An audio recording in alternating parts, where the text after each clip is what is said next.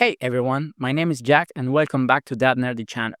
Last week, Dandadan Season 2 threw us right into the Cursed House arc with an explosive premiere. And let me tell you, Episode 2, titled The Evil Eye, just cranked the insanity up to 11. If you thought things couldn't get better or weirder, you were dead wrong. Picking up from that mind-bending cliffhanger, the situation underground only worsens for Jiji, Okarun, and Momo.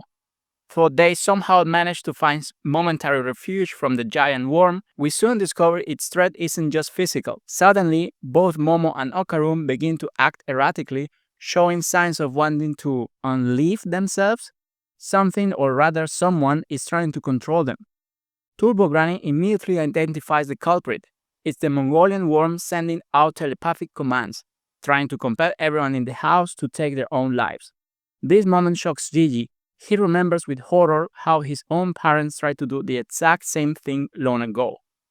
The real question here, of course, is why isn't Jiji affected by the worm's psychic waves? Well, there's no time to answer because the enormous worm has found them. Our brave and eccentric Jiji manages to carry Momo and Okarun around the best he can, but the damn worm is not giving up. Without powers or any real way to defend themselves, our heroes are at the mercy of the giant worm. In a disturbing and unexpected turn, the evil eye intervenes, with its unsettling and weird presence saving our heroes from the Mongolian Worm's influence. Both Momo and Okarun are stunned, but Turbo Granny quickly warns them. Don't look it in the eyes! That's the evil eye! One look from it can make folks go nuts and commit suicide! At this moment, it's also revealed why Jiji had remained immune to the Mongolian Worm's suicidal waves all this time. The evil eye had been protecting him. Since both the curse and the worm's waves operate on a telepathic level, their effects essentially cancel each other out.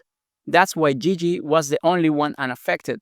And it's right in the middle of the chaos that Jiji, under the influence of the psychological attack of the evil eye, discovers the secret story behind this sinister yokai.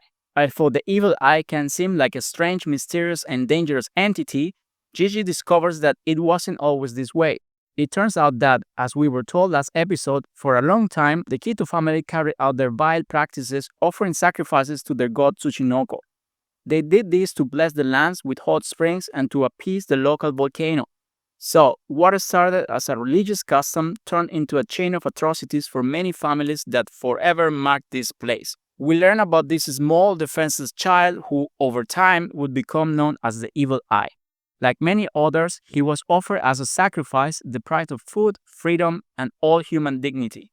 The child died with a profound hatred in his heart, wishing his life had been different. That unjust death gave rise to his transformation into a yokai. But what's truly heartbreaking is that at first, his nature was innocent. The evil eye was a benevolent spirit with the sole desire to play and experience a life he never had. However, time made him witness how, time and time again, the Kito family repeated the same atrocities. Family after family, generation after generation, more innocent victims were handed over to the Tsuchinoko, and his hatred grew, contaminating his initial goodness until it transformed into this twisted spirit of pure vengeance. This kind of malevolent eye or gaze-related curse, or simply put, third eye power, is a pervasive motif across ancient cultures and even other anime.